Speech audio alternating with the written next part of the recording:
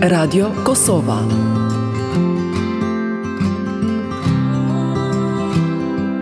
Për një botë më të mirë. Të nderuar dëgjues, përshëndetje dhe mirë se po takohemi bashkë edhe këtë javë. Ju po dëgjoni Radio Kosovën dhe emisionin Për një botë më të mirë.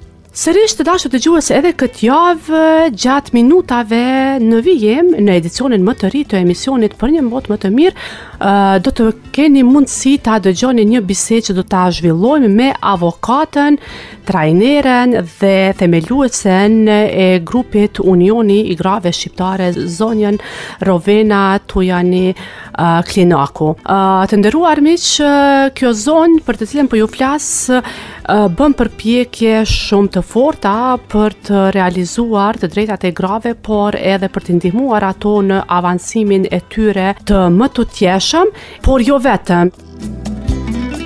Unë jam Lume Berisha, ju vazhdoni të qëndroni me ne edhe ju uroj dëgjim të këndshëm. Tani më zonjën Tujani e kemi në studio dhe i urojmë mirëseardhje. Zonja Tujani, faleminderit shumë për kohën dhe konsideratën. Shumë faleminderit për ftesën. Ju falenderoj për këtë emision kaq të bukur. Është një emision i cili të mbush me optimizëm dhe me vullnet. Është pikërisht ajo që kemi nevojë në këto kohë të sfidave. Prandaj është kënaqësi shumë e madhe që ndodhem mes juve. I njohtova dëgjuesit se juve jeni avokate, trajnere, pastaj edhe jeni themeluese e grupit të grave Unioni i Grave Shqiptare.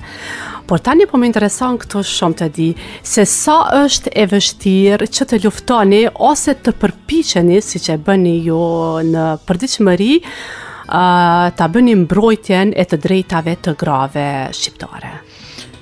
Unë jam avokate prej vitit 2015, ndërkohë punoj si trajnere në një organizatë ndërkombëtare në Kosovë. Ne jemi trajnere në 12 komuna të Kosovës, gjatë trajnimeve, takimeve vazhdueshme me vajza dhe gratë në qytete të ndryshme, sidomos në për zona më të largëta se sa kryeqyteti.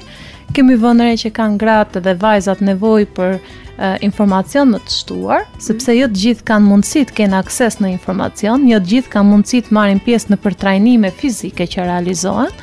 Në këtë mënyrë mendoja se si të gjejmë një mënyrë për t'i bashkuar gratë nga qytetet e ndryshme, si të gjejmë një mënyrë për t'i bashkuar gratë nga shtetet ndryshme, gratë shqiptare që jetojnë në diasporë, gratë shqiptare që jetojnë në Shqipëri, në Kosovë, në Maqedoni, dhe të bëjmë një rrjet, një bashkim të këtyre grave.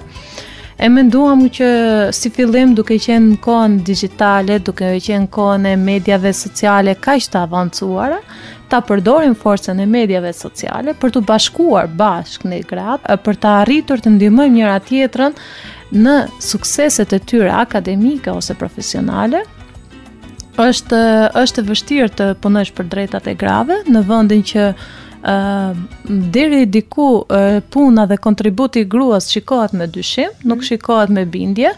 Do më thënë, një gruaj duhet të japi një sforcë të dyfish për ta treguar vlerat e saj, punët e saj, për treguar suksesin e saj.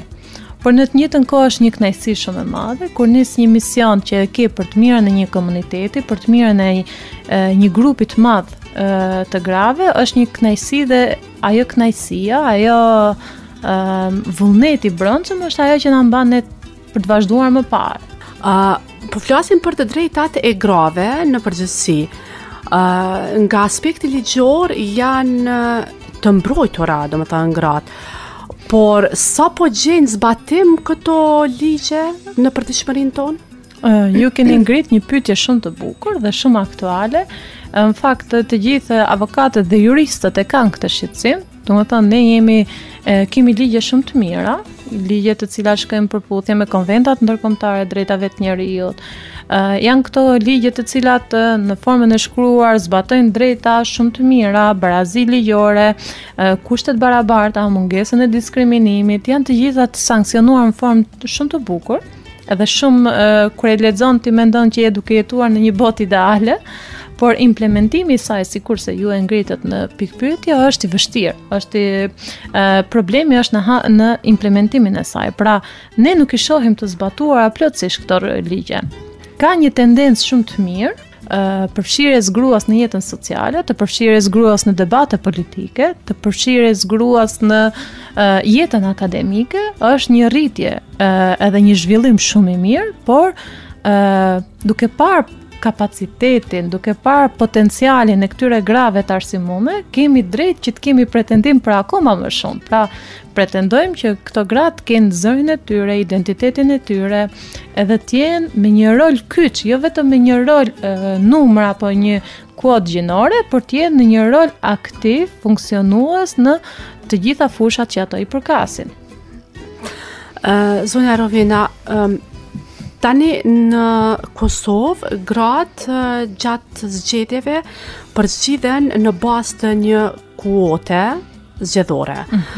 Tani sipas mendimit tuaj, është mjaftueshëm, domethënë kaq vite sa janë përzgjedhur gratë në këtë formë, apo tani ka ardhur koha që vërtet ta tregojnë, domethënë fuqinë e tyre, sepse kohëve të fundit shumë gra po dalin që pas nevojë për kuotën gjinore ato po futen në parlament, domethënë me punën e tyre, domethënë që po bëjnë. Cili është mendimi juaj në këtë rast? Është reflektimi juaj është shumë i rëndësishëm.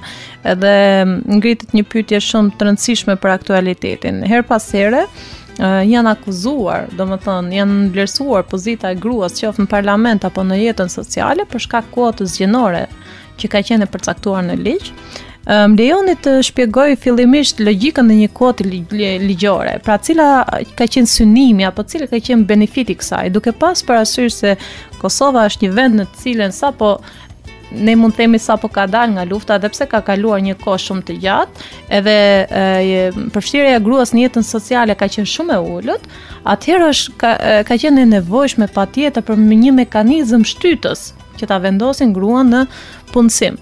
Nëse më parë besueshmëria ka qenë të një doktor që është mashkull, atëherë ka qenë patjetër nevojshme që të vendosin një kuotë gjinore që të fillojnë edhe gratë të jenë doktoresha apo në politikë. Rezultatet e fundit të zgjedhjeve kanë treguar që gratë kanë pasur vota shumë të mëdha, pra janë mbështetur nga pjesa e shoqërisë, ato kanë kaluar, kanë marrë pozitat e tyre politike për shkak të meritokracisë. Pra mendoj që si fillim kjo ka qenë një nisëm e nevojshme për duke pas parasysh gjendjen e vendit tonë, mentalitetin e vendit tonë, pozitën e vendit tonë, ka qenë shumë e nevojshme që të ketë kuotë gjinore. Mendoj që deri diku ka filluar zbehet nevoja kuotës gjinore për shkak sepse gratë po garojnë mbas të meritës, mbas të arsimit, mbas të karrierës tyre, por nuk e di deri në cilën moment do kemi nevojë ta kemi kuotën gjinore, por them që ka qenë një fat i mirë që në Kosovë është aplikuar kuota gjinore për ta kthyer në natyrshmëri për pozitën e një gruaje në shoqëri. Pra, kemi një grua avokate, kemi një grua doktoresh, kemi një grua stomatologe, kemi një grua mësuese. Në çdo fushë të jetës kemi përfshirjen e tyre që është për tu vlerësuar. Nga ana tjetër juve jeni edhe themeluese e unionit grupi i grave shqiptare. Çfarë roli ka ky grup? Po, në Facebook kam hapur një grup i cili quhet Unioni Grave Shqiptare. I ftoj të gjitha dëgjuesit, femra, gratë, vajzat të bëhen të na bashkangjiten në këtë grup. Është një grup i cili kemi menduar si pasojë e nevojës. Pra, duke pas parasysh jo të gjitha gratë kanë mundësi të kenë akses në informacione, jo të gjitha gratë kanë mundësi të kenë akses në për praktika, në për trajnime që zhvillohen, nuk kanë informacionin e duhur, informimin e duhur për këtë lloj shanse që ofrohen. Ne kemi vendosur të hapim një grup në të cilët publikojmë 3 kategori publikimesh. Publikimi i parë është publikimi i profileve akademike të grave tona. Pra, nëse është një gazetare antare e grupit ton, ajo plotson një formular dhe ne përgatisim profilin e saj akademik dhe ndajmë ndjekësit tanë. Ajo tregohet fusha e saj veprimit, informacionet e saj të përgjithshme, pra adresa e emailit, numri i telefonit, edhe fusha e saj veprimit, edhe një kartë identifikuese e saj që është unifikuese për gjitha antarët. Në këtë mënyrë ne mendojmë që ofrojmë shërbimin e mbështetjes të karrierës të grave, pra ne i promovojmë karrierat e të gjitha këtyre grave që janë në grupin ton. Forma e dytë e veprimit në grup janë publikimet e shpalljeve të ndryshme, publikimet për konferenca, publikimet për trajnime, publikimet të punësimeve, publikimet e mundësive që ofrohen nga organizata të ndryshme kombëtare apo ndërkombëtare, nga shteti që ofron mundësi të ndryshme. Pra njerëzit nëse në jetën e përditshme duhet hapin 20 faqe në internet për të arritur të gjejnë diçka që kërkojnë, ato mund ta gjejnë në fushën akademike të grupi janë.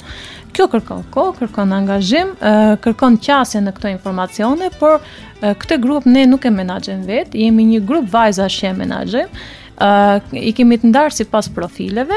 Kemi një vajzë e cila merret vetëm me pjesën e profileve dhe është Besmira, e cila ajo përgatit profilet akademike të vajzave.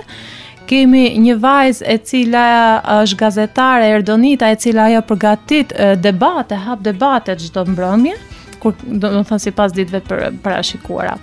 Edhe pjesa debateve funksionon në formë diskutimi, ne bëjmë sondazhe të ndryshme, bëjmë pyetësore të ndryshme, ku marrim një përgjigje të vlerësojmë përgjigjen e grave, mendimin e tyre, shqetësimet e tyre.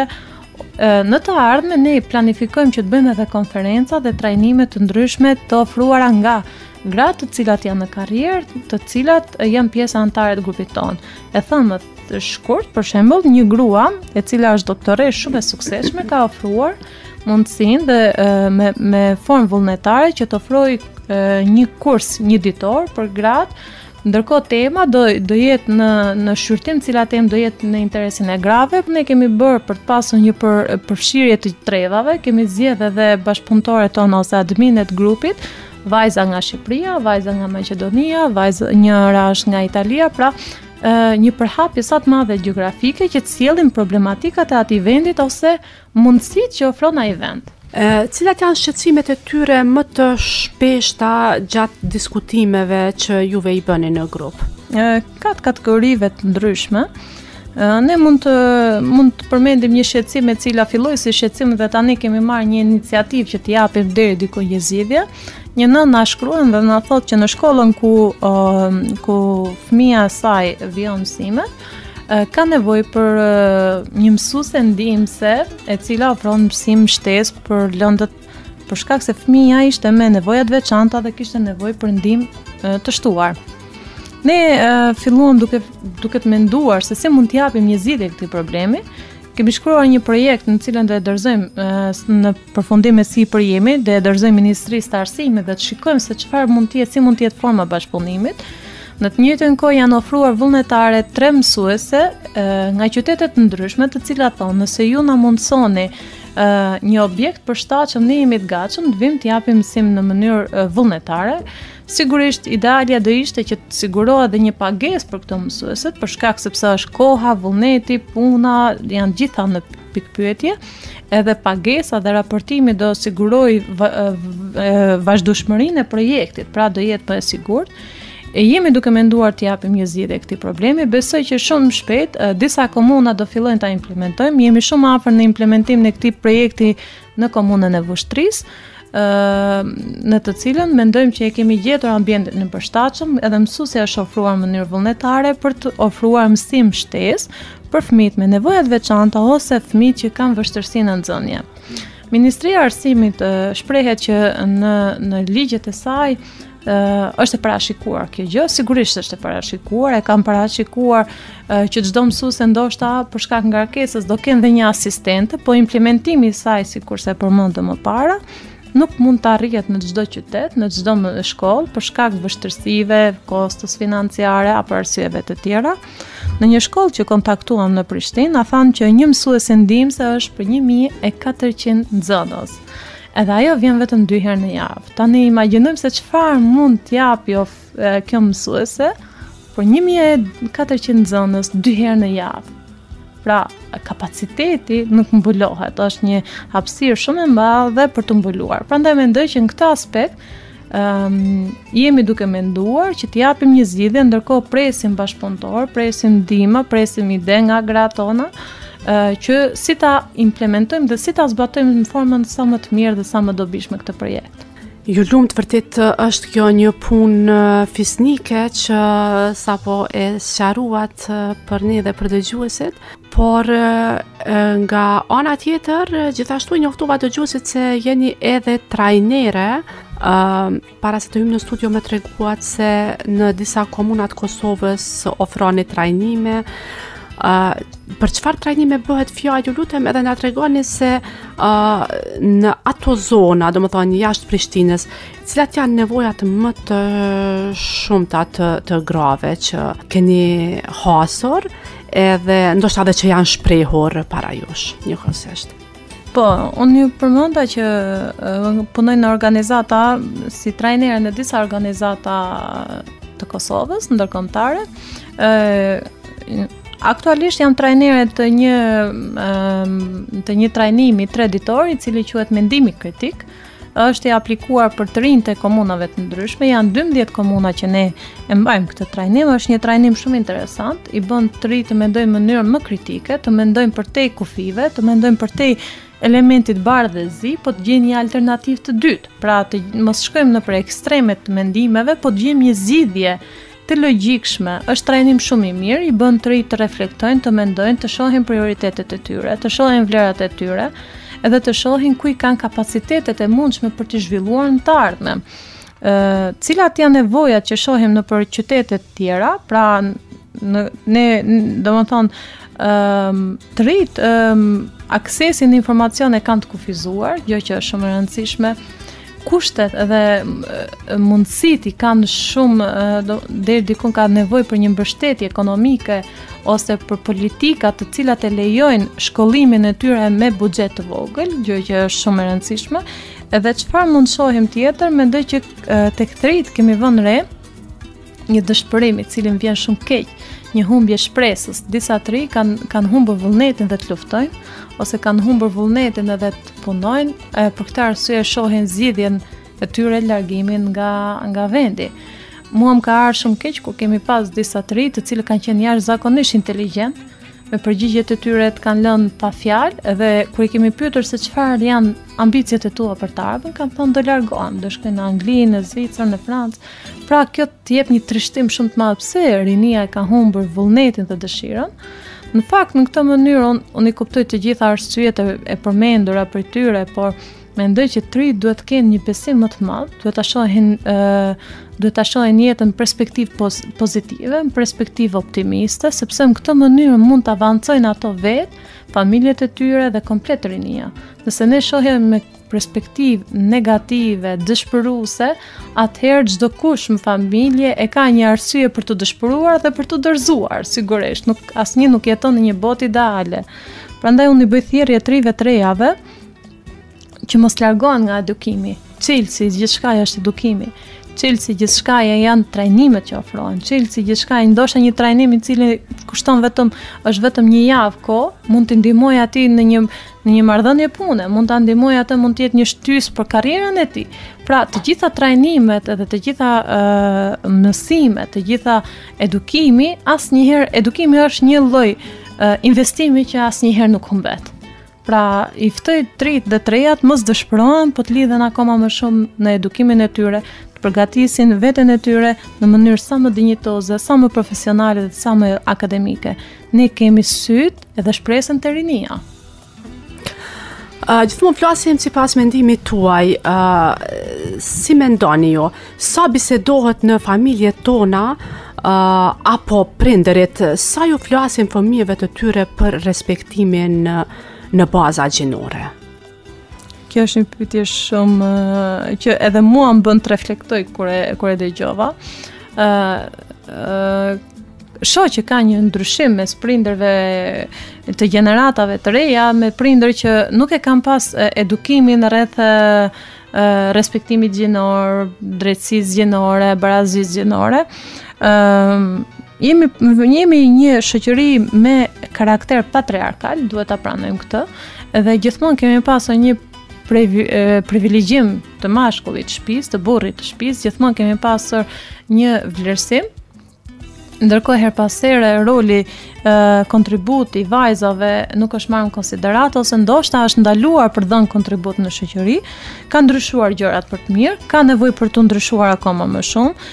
Tani ndoshta dhe këto emisionet sensibilizuese, ndoshta dhe trajnimet që ofrohen, ndoshta dhe media e jep efektin e vet, ka filluar njerëzit të reflektojnë dhe të mendojnë për një edukim gjinor të barabartë në familje. Unë vetë jam nëna një djali dhe një vajze, edhe gjithmonë kur i shoh fëmijët e mi, nuk shoh një dallim mes tyre, as në dashuri, as në trajtim, as në edukatën që jap, as në ëndrat që unë kam për to. Unë ndroj për djalin tim që t'jeti suksesshëm, po aq sa që ndroj për vajzën time t'jeti suksesshme. Ndoshta kam më shumë ëndra për vajzën me idenë që kam një ndjeshmëri akoma më të madhe për vajzën, por kam besimin të dy fëmijët, kam dashurinë që ja ofroj të dy fëmijëve dhe shpresoj të dy fëmijët. Kjo është një pjesë që shoqëria është duke përmirësuar akoma më shumë. Mendoj që prindërit e ri janë duke u munduar të japin një trajtim të barabartë të dy fëmijëve, e gjitha fillon në familje. Nëse në familjen që ne jemi rritur trajtohemi në mënyrë të barabartë vajza dhe djali, atëherë ne do trajtojmë në mënyrë barabartë në shoqëri që jetojmë, kolegun kolegun mashkull dhe kolegen femër. Pra, në të njëjtën formë si trajtohemi, ne do të tregojmë atë edukatën e familjes që ne përmendim gjithmonë. Prandaj mendoj që ka një përmirësim, kemi nevojë akoma më shumë. Her pas here në pjesën e edukimit, duke qenë e lindur në një familje që jemi dy motra dhe një vëlla, gjithmonë prindërit na kanë trajtuar në mënyrë të barabartë. Kam bërë thirrje gjithmonë që vajzat trajtohen në mënyrë barabartë, ndoshta shumë herë jemi trajtuar në mënyrë privilegjuar, jo vetëm të barabartë. Gjithashtu në çështje serioze edhe në çështje të rëndësishme siç ka qenë ndarja pasurisë, ndarja trashëgimisë, jemi trajtuar në mënyrë të barabartë. Pra babai dhe vllai ka insistuar që vajzat e shtëpisë edhe hallat e shtëpisë të jenë ato të cilat përfitojnë drejtat ekonomike, drejtat pronësore në mënyrë të barabartë me burrat e shtëpisë, me djemt të shtëpisë. Prandaj unë jam falënderuese dhe mirënjohëse familjes time që më ka arritur me këtë mendësi edhe e ka lënë të mundshme të unë krijohet ideja e një drejtësie gjinore. Ndoshta nuk jam me parimin e idesë së barazisë gjinore, sepse nuk mund të ecim parimin e barazisë gjithmonë. Trajtimi i barabartë, ne themi, ne avokatët themi trajtimi i barabartë gjithmonë mund të jetë pa drejtësi për dikë. Pra çdo njeri duhet të ketë një trajtim në bazë të kushteve që ekziston, në bazë të kapacitetit që ka, në bazë të gjitha elementeve që ai kontribon në shoqëri, por një trajtim i drejtë. Pra, drejtësi gjinore duhet kemi më shumë se sa barazi gjinore. Nëse ne jemi të drejtë me djalin dhe me vajzën, nëse jemi të drejtë në çështjen e edukimit tyre, nëse jemi të drejtë në çështjen pasurore tyre, nëse jemi të drejtë në ëndrat që ne i thurim për to, atëherë gjërat do jenë shumë më mirë. Përmendet median, tani do të ndalemi edhe tek media, duke qenë se media ka një fuqi jashtëzakonisht të madhe, madje thuhet se është fuqia e katërt pas legislativit, ekzekutivit dhe gjyqësorit. Po media në këtë rast, sa po bën në promovimin e rolit të gruas shqiptare? Në studimet e drejtësisë, gjithmonë pasi i kemi përmendur fuqitë ekzekutuese që ju sapo i thatë, e kemi thënë mediat që her pas here e prevalon gjyqësorin. Pra, ai shumë po ndikon media në mentalitetin e njeriut, saqë ndoshta edhe ligjet her pas here duhet të vendosen pas përputhjes të mentalitetit vendit. Pra, shkon edhe kjo është një sfidë shumë e madhe. Çfarë po bën media kohët e fundit? Media po bën një promovim të rolit gruas, është e vërtetë, po bën një promovim të rolit gruas, por unë dua edhe të vëj një tekst edhe të bëj një sqarim për opinionin publik. Kur flasim për barazi gjinore, duhet të jemi të barabartë. Kur flasim për drejtësi gjinore, duhet të jemi të drejtë. Pra, nëse ne kërkojmë rritjen e një roli të gruas në mënyrë që të shkelet roli i burrit të familjes, atëherë mendoj që nuk jemi në udhën e drejtë. Nëse ne kërkojmë që rritet vetëm roli i gruas si nën, ndërkohë që roli i babait si babai i shtëpisë të zhduket, eliminohet, mos jetë në funksion të familjes, atëherë ne kemi cënuar drejtat e familjes, kemi cënuar anëtarët e familjes. Ku ka diçka më të bukur se sa të shohësh babai që luan, që qesh, që argëtohet, që kalon kohë me vajzën e tij. Është një imazh i mrekullueshëm. Në të njëjtën kohë ka diçka më të mirë kur nëna kalon kohë me djalin e saj. Pra, barazia gjinore nuk duhet shtypë askënd. Drejtësia gjinore nuk duhet të jetë në rritjen e një gjini duke shkelur gjinin tjetër. Sikurse është bërë rritja e gjinisë mashkullore dhe shkelja e gjinisë femërore, ne duhet kemi kujdes mos e kalojmë këtë limit. Drejtësia gjinore do thotë që t'i ofrojmë kushte të barabarta grave në punësim, t'i ofrojmë kushte të barabarta grave në arsimim, do thotë t'i ofrojmë aksesin e dur në të gjitha institucionet që ato dojnë. Edhe të mos jenë paragjykuara hajt se ti je grua dhe ti s'din, ose hajt se ti je grua dhe ti nuk je aftë. Media është duke punuar, është duke bërë punën e saj shumë të mirë dhe sa më shumë të kemi emisione sensibilizuese të rolit të saj në shoqëri, sa më shumë kemi emisione të cilat e ndihmojnë dhe japin shtys për të promovuar në shoqëri, për të pasur zërin e saj, aq më mirë është. Cila do të ishte një porosi e juaj drejtuar edhe grave edhe burrave? Këtu nuk do t'i ndajmë. Unë do të thoja për gratë edhe i bëj thirrje shumë të mëdha, mos të dëshpërohen asnjëherë.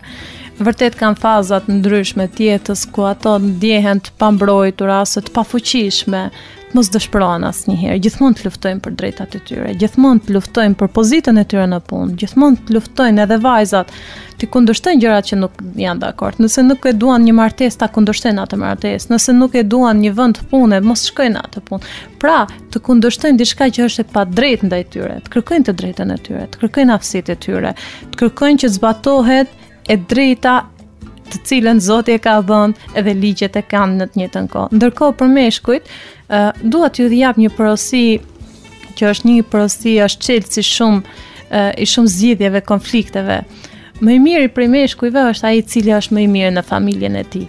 Nëse çdo kush do e marrë këtë porosi për familjen e tij, duke qenë më i miri për nënën e tij, për motrën e tij, për vëllezërit e tij, atëherë do jenë më të mirë edhe për shoqërinë.